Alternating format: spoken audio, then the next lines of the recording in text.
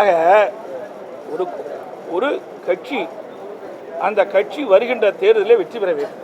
நான் ஏற்கனவே சொன்னேன், சிதறுகின்ற வாக்குகளெல்லாம் ஒன்றாக சேர்த்து எதிரிகளை வீழ்த்த வேண்டும்.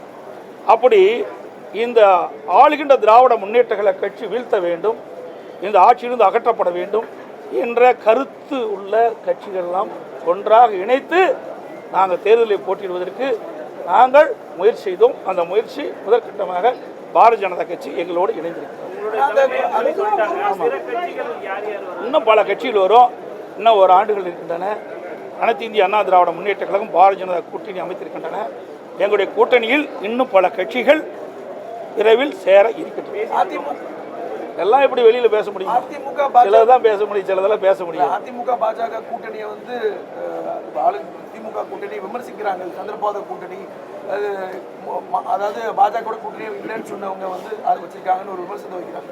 ஏங்க, எங்க கட்சி நாங்கள் யார் வேணாலும் கூட்டணி வைப்போம். இவங்களுக்கு ஏங்க எரிச்சல் போடுறாங்க? ஏங்க பயம்? இன்னைக்கு பயம் வந்துட்டுது. அதிமுகங்கிறது ஒரு பிரதான கட்சி. இன்னைக்கு தமிழகத்தில் 30 ஆண்டு காலம் ஆட்சி புரிந்த கட்சி, 50 பொன்விழா கண்ட கட்சி. எங்களுடைய கட்சி ஆட்சிக்கு வர வேண்டும், அந்த எண்ணத்தின் அடிப்படையிலே நாங்கள் கூட்டணி அமைத்துக் கொண்டிருக்கிறோம். ஆகவே நாங்கள் கூட்டணி அமைச்சா உங்களுக்கு என்ன கஷ்டமா இருக்குது? உங்களுக்கு என்ன எரிச்சல் போடுறீங்க? நாங்கள் யாரோட வேணாலும் கூட்டணி வைப்போம், அது எங்களுடைய இஷ்டம். நீங்கள் இவரோட கூட்டணி வச்சா வரமாட்டீங்க, அவரோட கூட்டணி வச்ச மாட்டீங்க. நீங்கள் சொல்ல அது உங்களுக்கு தகுதி இல்லை, அருகதி இல்லை. இதெல்லாம் மக்கள் முடிவுன்றது, வாக்காளர் பெருமக்கள் முடிவு செய்யும். மாநில உரிமை தொடர்பாக முதலமைச்சர் ஒரு தீர்மானம் கொண்டு வந்திருக்காரு. அதற்கு அதிமுக எந்தவித கருத்தும் தெரிவிக்கல. இது வருத்தம் அளிக்குதுன்னு முதலமைச்சர் சொல்லியிருக்காரு.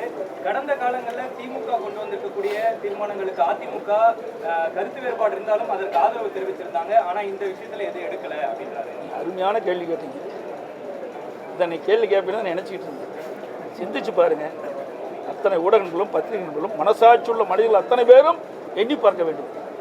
16 ஆண்டு காலம் மத்தியிலே ஆட்சி அதிகாரத்தில் இருந்தது திமுக. இந்த 16 ஆண்டு காலம் ஆட்சி அதிகாரத்தில் இருக்கின்ற பொழுது அப்பொழுது திமுக இந்த மாநில சுயாட்சியை சட்டத்தை கொண்டு வந்து நிறைவேற்றப்பட்டிருந்தால் இந்த பிரச்சனை இருந்திருக்காது. ஆட்சி அதிகாரத்தில் இருக்கும் போதெல்லாம் இதை கொண்டாடல. ஆட்சி அதிகாரத்தில் இல்லாத போது வேறொரு மீது பழி சுமத்துவதற்காக நேற்றைய தினம் இந்த 110 மாநில சுயாட்சி பற்றி இன்றைக்கு வெளியிட்டிருக்கார். நல்லா சிந்திச்சு பாருங்க. 2006 2011 மாநிலத்திலையும் இவருடைய ஆட்சி, மத்தியிலையும் திமுக அங்கம் வைக்கின்ற காங்கிரஸ் கூட்டாட்சி. அந்த காலகட்டத்திலேயாவது கொண்டு வந்து மாநில சுயாட்சி நிறைவேற்றிக்கலாம்ல? ஏன் நிறைவேற்றலாம்? அதுதான் எங்களுடைய கருத்து, எங்களுடைய ஆதங்கம்லாம் அதுதான். ஒரு வாய்ப்பு கிடைக்கின்ற பொழுது தமிழ்நாட்டு மக்களுடைய நலன் சார்ந்த பிரச்சனையை நிறைவேற்றிக்கலாம். அதை தவற விட்டுட்டீங்களே. இப்போ அடுத்த ஆண்டு தேர்தல் வர இருக்குது. அந்த தேர்தல் வருவதற்கு இன்றைக்கே நாடகத்தை ஆரம்பிச்சிட்டாங்க. திராவிட முன்னேற்ற கழக அரசு மீது மக்கள் கொந்தளிப்போடு இருக்கிறாங்க, மிகப்பெரிய வெறுப்போடு இருக்கிறாங்க. திராவிட முன்னேற்ற கழக ஆட்சி அகற்ற வேண்டும். 2026 சட்டமன்ற தேர்தலில் வாக்காளர் பெருமக்கள் எதிர்நோக்கி கொண்டிருக்கிறாங்க. அதை மடைமாற்றுவதற்காக, அதை திசை திருப்புவதற்காக இன்றைக்கு மாநில சுயாட்சி என்ற ஒரு நாடகத்தை நேற்றைய தினம் அரங்கேற்றிருக்கிறார். உண்மையிலேயே இவருக்கு மனசாட்சி இருந்தா மத்தியில் ஆட்சி அதிகாரம் இருக்கும்போது ஏன் நீங்க நிறைவேற்றல? ரகுபதி நேற்று பேசுறார் அக்கறையில. நீ மத்திய மந்திரியா இருந்தீங்களா? ரகுபதி அவர்களே மத்திய மந்திரியா இருந்தீங்களா? வேட்டி மாத்தி கட்டிட்டு போனாலும் பரவாயில்ல, அதை பத்தி நாங்க கவலைப்படல. என்ன நீ எந்த கட்சிக்கு வேணாலும் போவா. ஏன்னா அதிமுக என்ற இரவு பகல் வராமல் தொண்டர்கள் உழைத்து ரத்தத்தை வீரையா சிந்தி அவரை எம்எல்ஏ ஆக்கி மந்திரி ஆக்கினது அதிமுக. நாட்டிற்கு அடையாளம் காட்டப்பட்டது, ரகுபதி அவர்களுக்கு அடையாளம் காட்டப்பட்டது அதிமுக. அதிமுக தான் கட்சி தான். அன்றைய இதெல்லாம் பெரும்பான்மையான சட்டமன்ற உறுப்பினரோடு அமைச்சரை அமைக்கப்பட்டு அதில் இடம்பெற்றவர் திரு ரகுபதி அவர்கள். அதையெல்லாம் மறந்து தன்னுடைய சுய லாபத்திற்காக அடிமையா போய் அடிமை வேலை செஞ்சுட்டு இருக்காரு. ஏன் நீ மந்திரியா இருக்கும்போது செய்யப்படாத? மாநில சுயாட்சி உங்களுக்கு தெரியலையா? இப்பதான் அதிமுக அக்கறை இல்லையா? எப்படி கண்டுபிடிச்சிட்ட? பச்சோந்தி இப்படிலாம் நாட்டில் எப்படி மக்கள்லாம் இருக்கிறாங்கன்னு எனக்கு தெரியல. அது மட்டும் இல்லை, இந்தியா கூட்டணின்னு அமைச்சாங்க 2024 நாடாளுமன்ற தேர்தலின் போது. இந்தியா கூட்டணி குறைந்தபட்ச செயல் திட்டத்தில் கூட மாநில சுயாட்சி அப்போ இடம்பெற்றுக்கலாம்ல. ஒரு இந்தியா கூட்டணி என்ற போது ஆட்சிக்கு வந்தால் மாநில சுயாட்சியை சட்டத்தை கொண்டு வந்து நிறைவேற்றப்படும் என்று ஏன் நீங்கள் இதை அஜிதாவில் கொண்டாடல? 2024 நாடாளுமன்ற தேர்தலில் பரப்புரையாட்டினீங்கல்ல.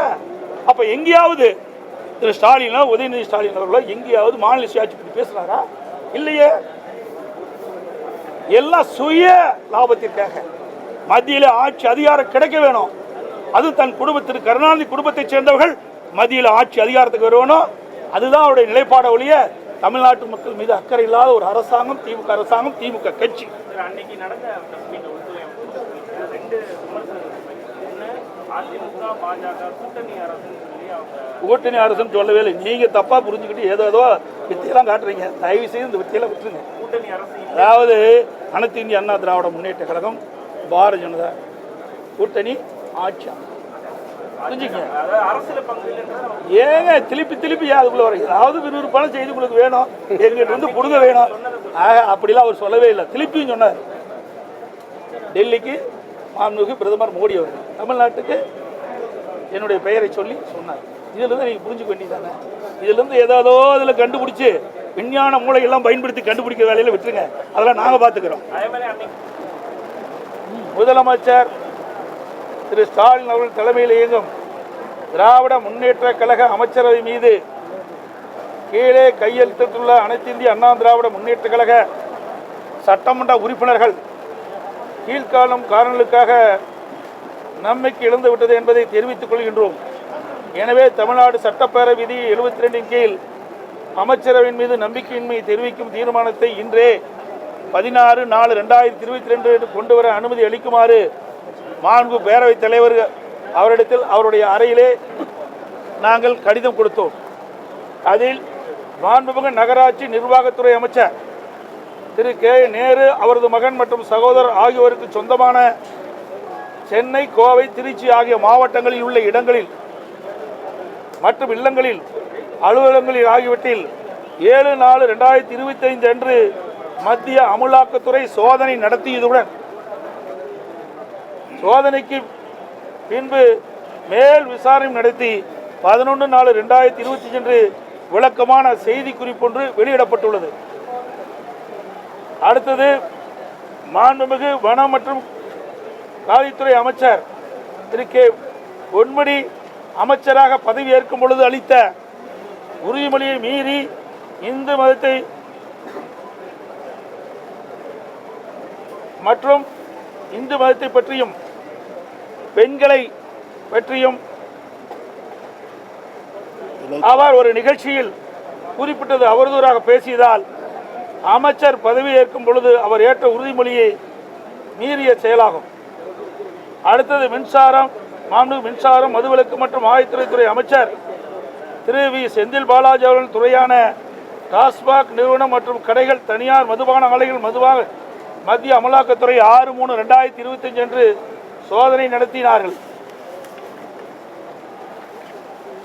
முதற்கட்டமாக சுமார் 1000 கோடி ரூபாய்க்கு மேல் முறைகேடுகள் நடந்துள்ளதாக அமலாக்கத்துறை செய்தி வெளியிடப்பட்டுள்ளன.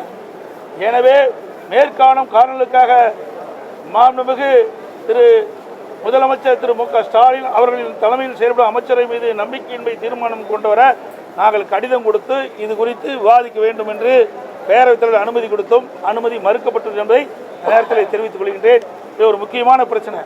நீங்கள் கடந்த காலத்தில் பார்த்தீங்கன்னா, நீங்கள் இதற்கு முன்பு அவையில் இப்படி அரசின் மீது நம்பிக்கை இல்லா தீர்மானம் வருகின்ற பொழுது 1952, 57 எடுத்திருக்கிறாங்க, 57, 62 எடுத்திருக்கிறாங்க, 1962, 1967 எடுத்திருக்கிறாங்க, 1967, 1970 எடுத்திருக்கிறாங்க, 1971, 1976 எடுத்திருக்கிறாங்க, 1977, 1980 எடுத்திருக்கிறாங்க, 1980, 1984 அவையில் பேசுவதற்கு அனுமதி அளிச்சிருக்கிறாங்க, 1985, 1988 இடைப்பட்ட காலம் எடுத்திருக்கிறாங்க, 2001, 2006 வாக்கெடுப்பு நடத்தலை எடுத்திருக்கிறாங்க.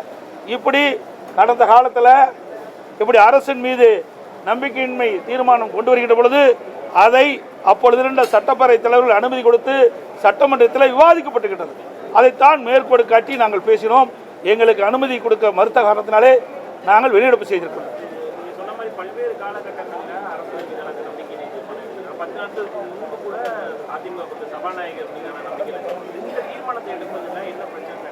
அதுதாங்க அவங்க தான் சொல்ல வேணும். நாங்கள் செய்தித்தாள்லையும் ஊடகத்திலையும் அன்றாட செய்தி வந்து கொண்டிருக்கின்றது. மக்களிடத்தில் ஒரு பதற்றமான சூழ்நிலை நிலவி கொண்டிருக்கின்றது. இன்றைக்கு அமலாக்கத்துறை பல்வேறு துறைகளிலே சோதனை நடத்தி இந்த சோதனை அடிப்படையிலே செய்தியில் வெளியிடுகின்றன. இந்த துறையில் இவ்வளவு கோடிக்கு முறைகேடு நடந்திருக்கு. இந்த துறையில் இருக்கிற அமைச்சர் உறவினர்கள் அவருடைய இல்லத்தில் அலுவலகத்தில் கைப்பற்றப்பட்ட ஆவணங்கள் என்று வெளியிடப்படுகிறது. அது மட்டுமல்ல, ஒரு அமைச்சர் இந்து மதத்தை புண்படுத்துகின்ற விதமாகவும் பெண்களை இழிவுபடுத்துகின்ற விதமாகவும் பேசியிருக்கிறார். இதையெல்லாம் முக்கிய பிரச்சனையா இந்த ஆட்சிக்கு தெரியல. இதையெல்லாம் விவாதிக்க வேண்டும் என்று தான் நாங்கள் அவையிலே இந்த விதி எண் 72 கீழ் கொண்டு வந்தோம். அது அனுமதி கொடுக்க மறுத்த காலத்தில் இருந்திருக்கு. இதெல்லாம் ஒரு முக்கிய பிரச்சனை. இன்றைக்கு உங்கள் ஊடகத்திலையும் பத்திரிகையிலும் அன்றாட செயல் வந்து கொண்டு இருக்கின்றது. ஆக இந்த செய்தி என்ன என்று விளக்கமாக இந்த அரசு தான் விளக்க வேண்டும். அதை அரசினுடைய கடமை. பிரதான எதிர்க்கட்சி என்ற முறையில் நாட்டில் நிலவுகின்ற பிரச்சனையை அரசினுடைய கவனத்திற்கு கொண்டு வரும். இதில் இந்த அரசு என்னென்ன இப்படி அமலாக்கத்துறை மூலமாக எடுக்கப்பட்ட நடவடிக்கைகள் என்ன என்பதை விளக்க வேண்டியது அரசுடைய கடமை.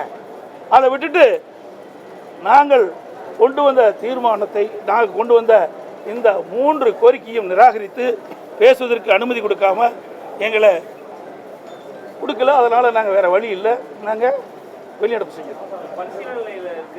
அது என்னைக்கு பரிசீலனை வரப்போகுது? இன்னும் ஒரு 10 நாள் தான் இருக்குது. பரிசீலனை கொண்டு போயிடுவாங்க. ஏன் இதே அரசாங்கம் அதிமுக அரசாங்கம் இருக்கின்ற பொழுது, திராவிட முன்னேற்ற கழகம் எதிர்க்கட்சி வரிசையில் இருக்கின்ற பொழுது எத்தனை முறை 0 ஹவரில் பிரச்சனை எழுப்பினார். அதுக்கெல்லாம் நாங்கள் அனுமதி கொடுத்தோம். இது முக்கிய பிரச்சனைங்க.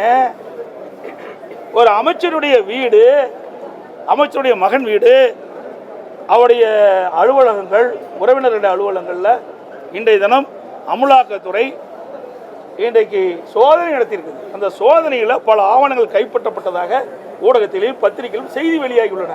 இதெல்லாம் ஏன் விசாரிக்க முடியாதுன்னா என்ன பண்ணுறது? ஏன் பயப்படுறீங்க? இதை தெளிவுபடுத்த வேண்டியது அரசுடைய கடமை இல்லவா?